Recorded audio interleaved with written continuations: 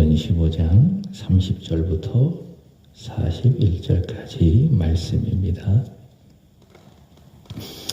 그들이 작별하고 안디옥에 내려가 무리를 모은 후에 편지를 전하니 읽고 그 위로한 말을 기뻐하더라. 유다와 실라도 선지자라. 여러 말로 형제를 권면하여 굳게 하고 얼마 있다가 평안히 가라는 전송을 형제들에게 받고 자기를 보내던 사람들에게로 돌아가되 바울과 바나바는 안디옥에서 유하여 수다한 다른 사람들과 함께 주의 말씀을 가르치며 전파하니라. 며칠 후에 바울이 바나바더러 말하되 우리가 주의 말씀을 전한 각 성으로 다시 가서 형제들이 어떠한가 방문하자 하고 바나바는 마가라 하는 요한도 데리고 가고자 하나 바울은 밤빌리아에서 자기들을 떠나 함께 일하러 가지 아니한 자를 데리고 가는 것이 옳지 않다 하여 서로 심히 다투어 피차 갈라서니 바나바는 마가를 데리고 배 타고 그부로로 가고 바울은 신라를 택한 후에 형제들에게 주의 은혜에 부탁함을 받고 떠나 수리아와 길리기아로 다니며 교회들을 견고하게 하니라. 아멘. 바울, 바나바 그리고 바사바 여기 32절의 말씀에 보면 유다죠.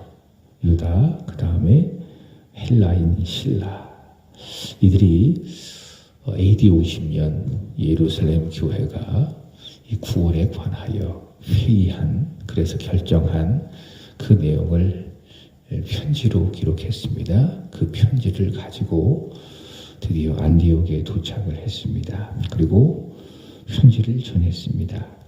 어제 말씀을 드렸던 것처럼 그 편지에는 크게 두 가지의 내용이 있을 거라 생각해 볼 수가 있습니다. 첫 번째로는 구원에 대한 내용입니다.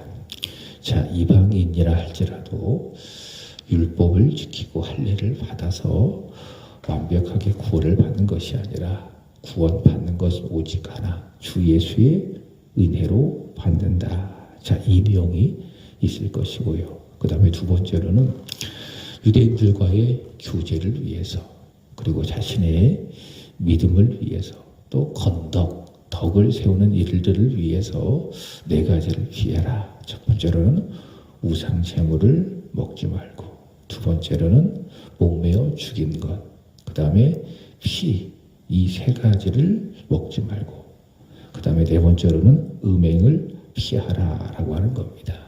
말씀드린 것처럼 이런 것들은 구원을 위한 조건이 아닙니다. 구원받은 후에 자신의 믿음의 유익과 덕을 세우기 위해서 특별히 율법을 가지고 있는 할례를 행하는 유대인들과의 영적인 교제와 소통을 위해서 사도 야고보는 이런 것들을 피하기를 그 편지에 적었습니다. 자, 그랬더니 31절의 말씀을 보시면 교회가 그 편지를 읽었다. 그리고 그 위로한 말을 기뻐했다라고 이야기하고 있습니다. 그렇지 않습니까? 주 예수의 은혜로만 구원을 받아야 합니다. 라고 믿고 또 그렇게 구원을 받았는데 유대에서 온 어떤 사람들이 들어와서 아니다.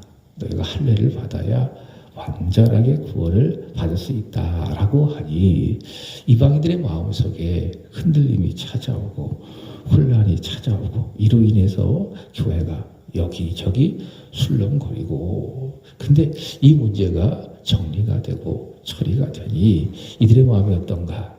기쁜 거죠. 자, 그러나 무엇보다도 그 말씀이 성령 하나님의 말씀이니 이방인 교회, 이 안디옥 교회가 이 위로한 말을 듣고 어땠다고요? 기뻤다. 여러분, 주 예수의 은혜로 구원을 받는다. 자, 이것은 무엇인가? 하나님의 말씀. 자, 이것을 굿뉴스, 복음이라고 이야기합니다. 그래서 이 복음을 안디옥 교회가 들은 거예요. 그랬더니 그 마음이 어땠습니까? 기뻤다라고 하는 겁니다. 그렇습니다. 복음을 들으면은 영적인 존재이기 때문에 사람의 마음속에 찾아온 것이 무엇이냐? 기쁨이 찾아오는 겁니다. 율법적인 내용들은요, 그 마음에 부담이 되는 겁니다. 율법적인 내용이 무엇입니까? 율법적인 말씀이 무엇입니까? 무조건 해라. 하면은 복 받는다. 이걸 하지 말아라. 하면 저주를 받는다. 이게 율법적인 내용, 율법적인 말씀 아니겠습니까? 이런 얘기를 계속 들으면은 내가 하고 있을 때는 자유로운 부분이 있어요. 그러나 하지 못할 때에 대해 해라, 하지 말아라 라고 하는 그런 율법적인 말씀을 드리면은 마음에 제일 먼저 찾아오는 감정이 무엇인가 하면 부담인 겁니다. 부담. 멍해가 또 되는 겁니다. 해야 되는데 못하고 있는 자신을 바라보며 이거 해야 되는데 라고 하면서 그런 말씀들이 자신의 마음속에 부담이 되는 겁니다. 그러나 복음적인 말씀, 복음의 말씀, 그것이 무엇입니까? 내가 하는 것이 아니라 예수가 하셨습니다.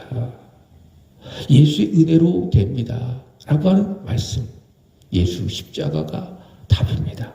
예수께서 죄와 사망의 권세를 이기시고 부활하셨습니다. 예수를 전하면 이것이 무엇의 말씀인가 하면은 복음적인 말씀이고요. 이런 말씀을 들으면은 마음에 기쁨이 찾아오게 되는 거예요.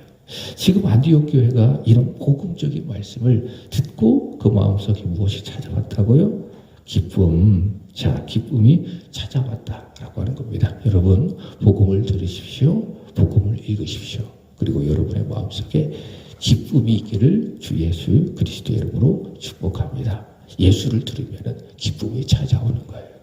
예수적인 말씀, 복음적인 말씀을 들으면 여러분 마음에 기쁨이 찾아오고 감사하게 되고 또 주 예수의 이름으로 하나님 앞에 기도하게 되고 항상 기뻐하라, 쉬지 말고 기도하라, 범사에 감사하라. 바로 이렇게 우리는 복음적인 말씀을 드리면 살아가게 되는 것이지요. 32절의 말씀을 보시기 바랍니다. 야, 유다와 신라도 선지자라 여러 말로 형제를 범면하여 굳게 하고, 자, 유다는 바사바라고 이야기하고 또 신라도 누구라고요? 하나님의 말씀을 가르치는 선지자라. 자, 그렇기 때문에 여러 말로 이 안디옥 형제들을 남아서 계속 권면했다. 이런 말씀이겠죠. 예루살렘에서 편지로 전한 그 말씀을 전하고 주 예수의 은혜로 구원을 받아야 합니다.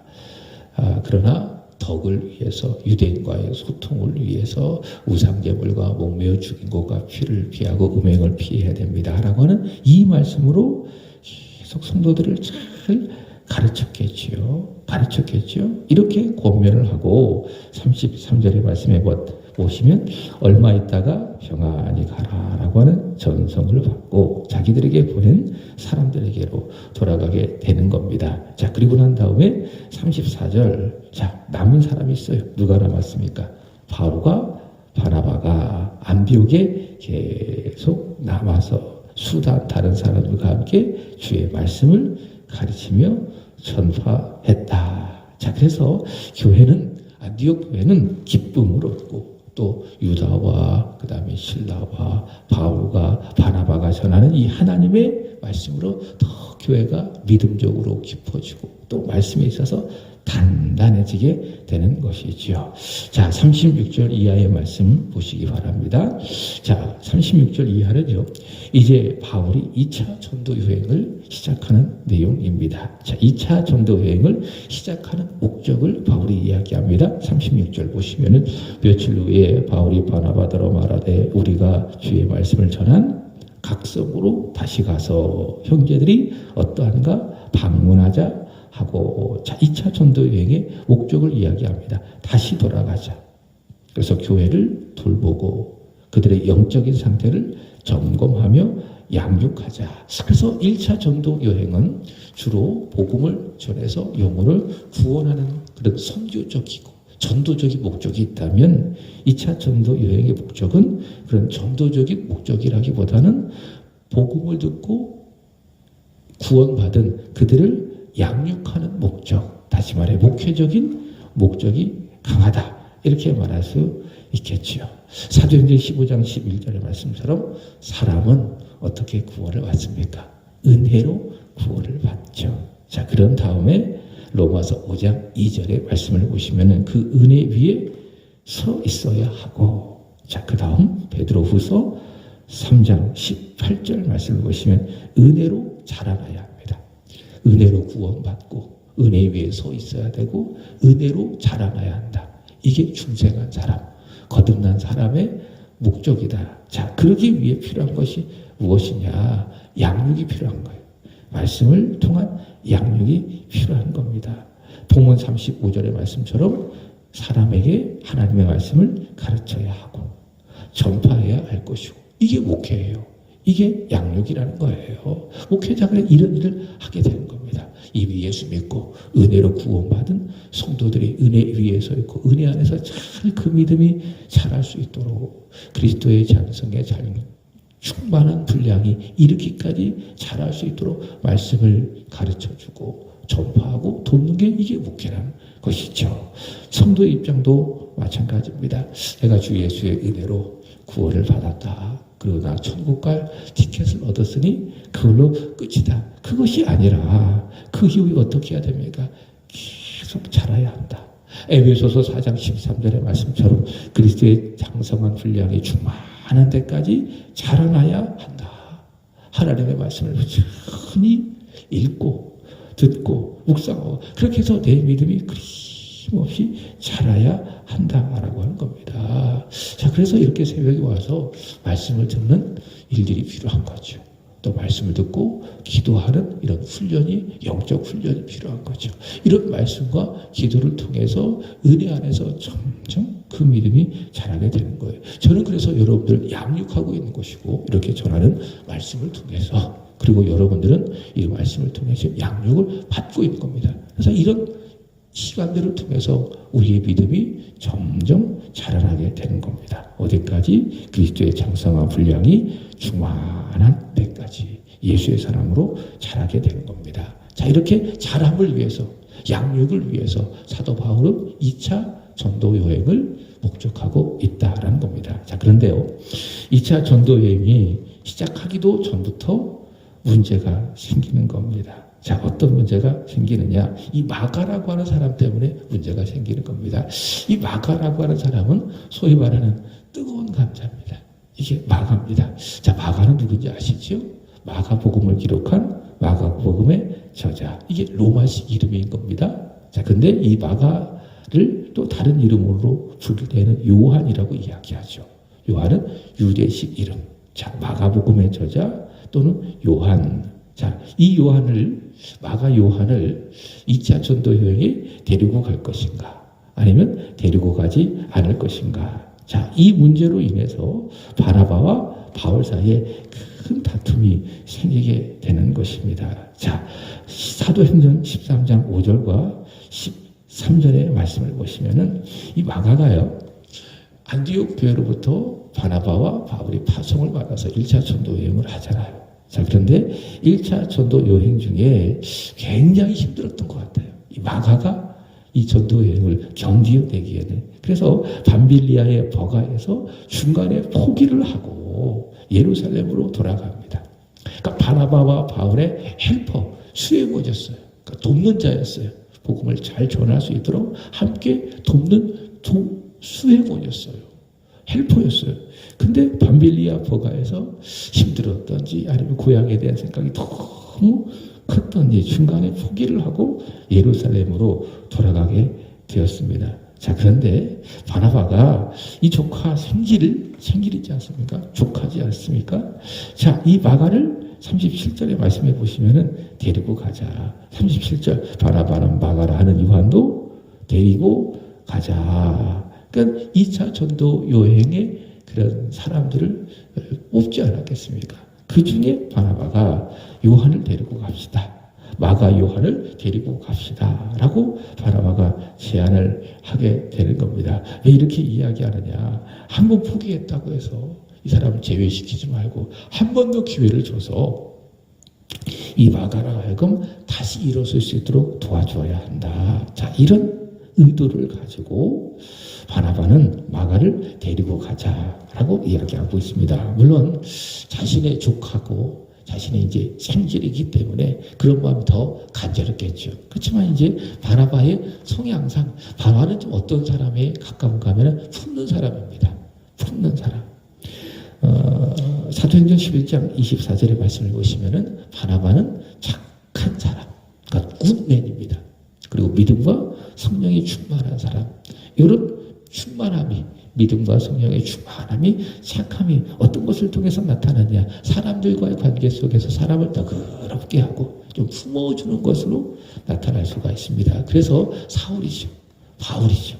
바울이 이제 예수님을 다메섹 도상에서 만나고 예루살렘으로 돌아와서 사도들과 교제할 때 다들 막 멀리 하잖아요. 야, 저 사람 죽이려고 찾아왔구나 라고 하면서 다 사도고 제자들이 이 사울을 멀리하고 있을 때 그때 바나바가 나타나서 사울을 데리고 가서 그가 다메섹 도상에서 어떻게 예수님을 만난지를 사도들에게 잘 전파를 하고 또 다메섹에서 어떻게 예수를 전했는지를 사도들에게 잘 이야기를 해서 사도들로 하여금 사울을 품을 수 있도록 도와준 사람이 누굽니까?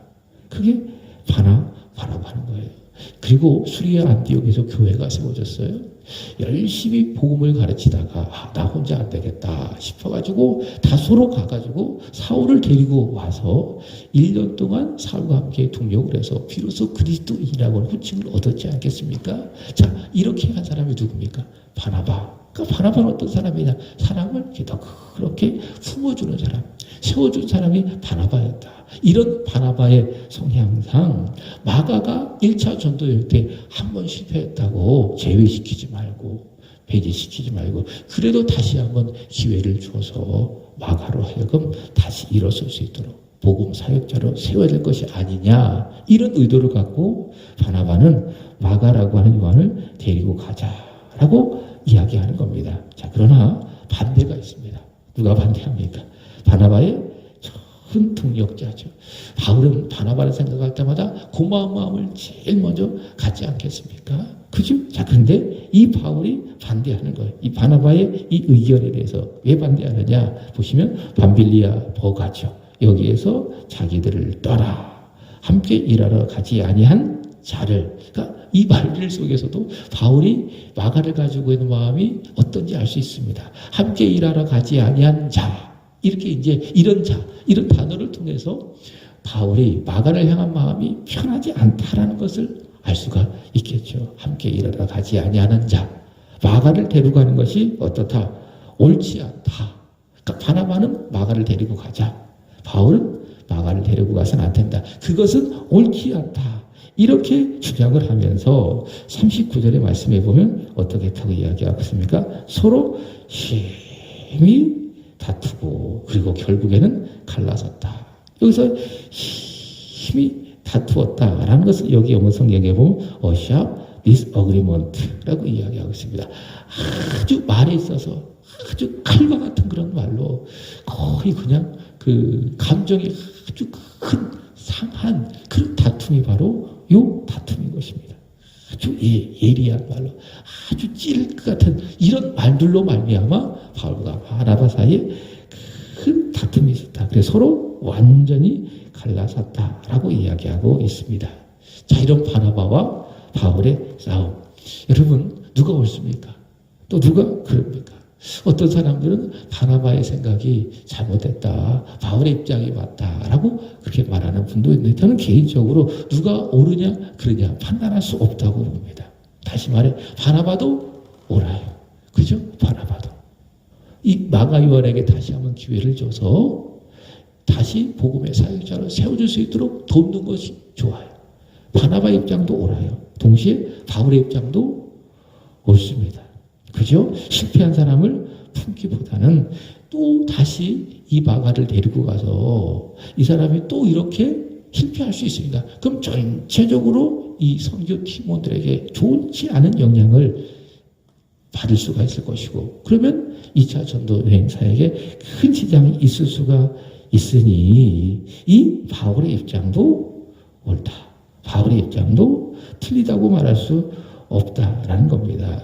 자, 그렇지만은 바울도 그렇고 바나바도 그렇고 서로의 입장이 이런데 이것이 옳다고 생각하는 것이 맞는데 그러나 이 입장을 서로 포기하지 아니하니 서로 옳다고 주장하고 양보하지 아니하니 결국 어떡합니까? 크게 다투고 피차 갈라설 수밖에 없는 것이죠. 자, 그래서 39절 말씀을 보시면은 바나바는 마가를 데리고 어디로 갑니까? 배 타고 자기 고향 구부로로 갑니다. 그래서 이후의 기록은 없지만은요, 이 구부로 선교를 완성합니다. 자, 그 다음에 바울은 40절에 말씀해 보시면은 누구? 신라를 택하여. 그러니까 예루살렘으로 돌아갔던 신라를 다시 부르는 거예요. 그래서 신라가 오기까지 기다린 다음에 여기 보시면 형제들 누구를 말하는 겁니까? 안디옥 교회의 제자들을 말하는 겁니다. 이들에게 주의 은혜에 부탁함을 받고 원래 가려고 했던 수리아와 길리기아로 다니며 교회들을 견고하게 했다라고 하는 것입니다. 자, 오늘 우리는 성경 기록을 통해서 안타까운 일을 바라보게 되는 것이죠.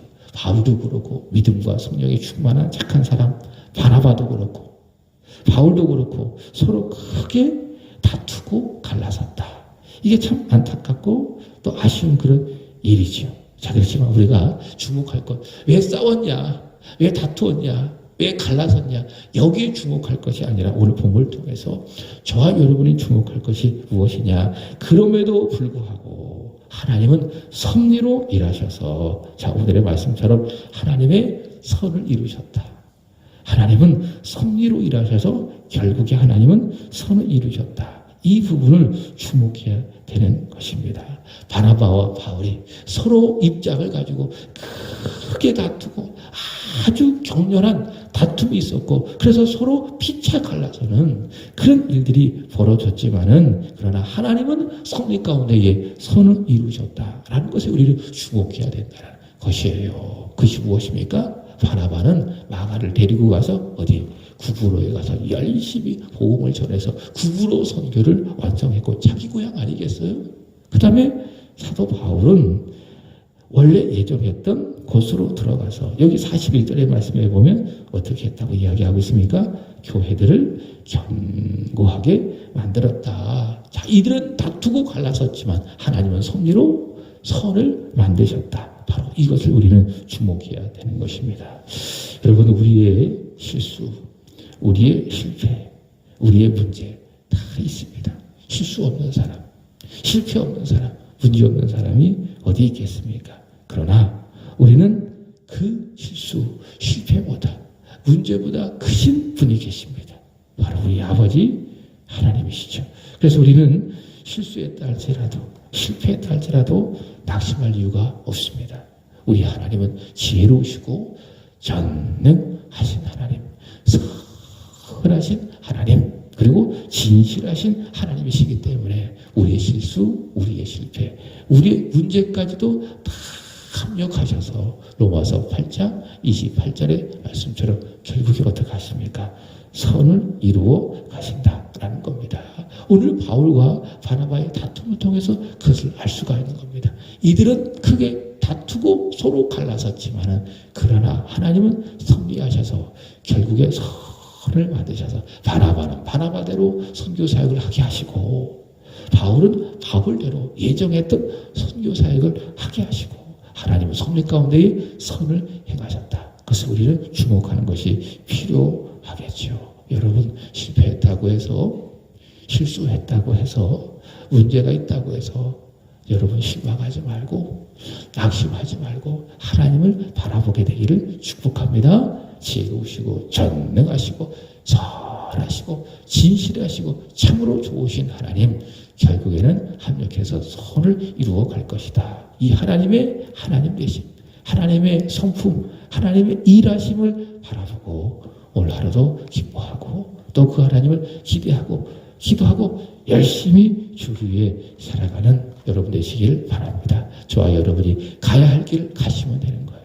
그리고 해야 할 사명을 감당하시면 되는 거예요. 그렇게 믿음으로 갈 길을 가고 해야 될 일들을 잘 감당할 때 결국에는 선이 되는 겁니다. 자, 이 하나님의 역사를 기대하는 저와 여러분 오늘 하루가 되기를 우리 주 예수 그리스도 이름으로 축복합니다. 자, 무더운 여름 주 안에서 영과 육이 강건하시기를 바랍니다. 기도하겠습니다. 살아계신 하나님 아버지,